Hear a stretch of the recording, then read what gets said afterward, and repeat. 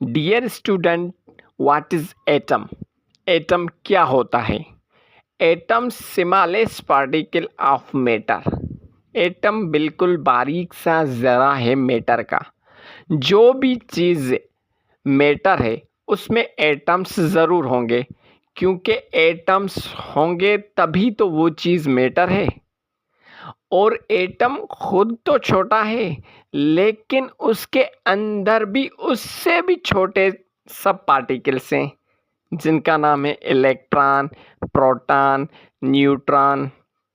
Electron revolve करता है shell में, घूमता रहता है न्यूक्लियस के इर्द गिर्द। और प्रोटॉन और न्यूट्रॉन एटम के सेंटर में होते हैं, जिसको हम न्यूक्लियस कहते हैं। इलेक्ट्रॉन पर नेगेटिव चार्ज, प्रोटॉन पर पॉजिटिव चार्ज और न्यूट्रॉन पर कोई भी चार्ज नहीं